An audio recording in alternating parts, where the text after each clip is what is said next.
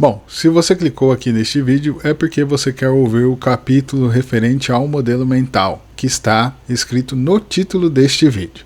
Sendo assim, espero que você aproveite. Lembrando que este vídeo faz parte do livro For One Person, para uma pessoa. Aproveite. Capítulo 6. Assimetria de porta bidirecional. Quero assumir riscos sem idolatrá-los. Essa é a essência deste modelo. Você investe uma parte limitada da sua renda, tempo e atenção em apostas onde o risco de perda é controlado. O potencial de ganho pode ser excepcionalmente grande e existe uma forma razoável de retorno caso a estratégia não funcione. A maioria dessas apostas não fará diferença, e tudo bem. Não estou tentando acertar sempre, estou tentando chegar perto de resultados que possam mudar o jogo, sem ficar preso por anos em algo que claramente não está funcionando. Gosto deste modelo porque protege duas coisas que geralmente se contrapõem: ambição e sobrevivência. Evite todo o risco e você mantém o que já tem, mas limita o futuro. Aposte tudo em uma aposta frágil e você poderá obter um retorno enorme, mas agora família, saúde, reputação e liberdade estarão em jogo. Nenhum dos extremos é atraente. Portanto, a regra é simples. Faça a aposta, mas planeje a saída. Uma porta de duas vias é uma decisão que você pode reverter. Reduzir, pausar, delegar, vender ou interromper sem destruir a base. Uma oportunidade assimétrica é aquela em que o potencial de ganho é muito maior do que o custo de testá-la. Junte as duas e você terá pequenos experimentos controlados com um potencial de ganho enorme. É assim que eu vejo várias áreas da minha vida e do meu trabalho. Antes de mostrar as apostas que fiz hoje, deixe-me mostrar as que me fizeram acreditar nisso. Não aprendi esse modelo em um curso, aprendi atravessando portas, algumas delas de propósito, e observando por quais eu conseguia sair. A primeira grande porta era uma que a maioria das pessoas mataria para manter fechada. Eu havia passado em um concurso público para me tornar professor, um emprego estável no governo para a vida toda no Brasil, e recusei a vaga. Também havia estudado muito para entrar no mestrado na Unicamp, e também o abandonei. Depois de 4 anos, com o caminho totalmente voltado para a carreira acadêmica, mestrado, doutorado, estabilidade, tudo estava ali. O caminho seguro e respeitado. E eu escolhi permanecer apenas um programador. As pessoas achavam que eu estava jogando tudo fora, mas aquele concurso e aquele título eram apenas portas de mão única disfarçadas de prêmios. Programar era a porta de mão dupla. Eu sempre poderia voltar a estudar mais tarde. O mundo ainda teria universidades, mas eu não poderia recuperar aqueles anos de desenvolvimento se os passasse dentro de uma gaiola garantida. A próxima decisão que tomei foi parcialmente errada, e aprendi mais com ela do que com as que acertei. Recusei a Chaordic, uma startup muito promissora com 12 funcionários, onde eu seria apenas mais um. E escolhi outra empresa que me ofereceu um cargo de sócio e trabalho remoto, o que parecia uma aposta mais segura. A parte do sócio acabou sendo mais falsa do que real da parte deles. A promessa era mais atraente do que a realidade, mas mesmo assim me comportei como um verdadeiro dono. Sentei-me diante de grandes clientes como Toyota e a Harley Davidson e conduzi a empresa como se fosse minha. E aprendi muito com isso. Essa falsa parceria é um dos principais motivos pelos quais a Quave hoje é radicalmente transparente, sem falsas promessas. Quando alguém lhe oferece uma porta de mão única pintada para parecer uma parceria, você não a esquece. Você constrói o oposto. Depois veio a Provi. A Provi já tinha um produto, 2 anos de mercado, com cerca de 200 mil alunos impactados. E eu entrei para acelerar o desenvolvimento. Minha tese era específica, entrar em um produto avançado com boas condições de mercado. Fiquei cerca de 9 meses, então o mercado virou. Houve uma guerra, o investimento de capital de risco congelou e as condições pelas quais eu havia entrado desapareceram. Para os fundadores ainda fazia sentido continuar. Era a empresa deles e o plano de longo prazo deles. Para mim, não, porque o motivo exato pelo qual eu tinha entrado, um produto avançado aproveitando um bom mercado, foi justamente o que quebrou. Então eu usei a porta de mão dupla e saí sem problemas, sem drama, em vez de me comprometer com uma tese que o mundo já havia rejeitado. E a mais recente aponta para o futuro, não para o passado. A AI Prof Dev, que prepara desenvolvedores para IA, é uma aposta em onde reside o valor duradouro. A mesma lógica da Quavi One, que se mostra resiliente à IA. Descobriu que a onda não leva e estar presente desde o início.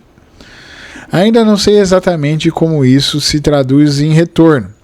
Conheço o raciocínio e sei que o custo de testá-lo é pequeno comparado ao potencial de ganho, caso eu esteja certo sobre o rumo das coisas. Agora vamos às apostas de hoje. Quavi One é a nossa principal dedicação. É uma solução em nuvem e a premissa é que ela é resiliente à IA, porque a IA também precisa de sistemas para funcionar em algum lugar. O software pode mudar, o desenvolvimento pode mudar, mas os aplicativos ainda precisam de infraestrutura, implantação, observabilidade, suporte, faturamento, segurança e confiabilidade operacional real. Quavi One não é uma ideia de um produto de curto prazo. É uma aposta onde o valor pode se manter duradouro. A Quavi Services é diferente. É um negócio lucrativo, tem clientes reais e está indo bem.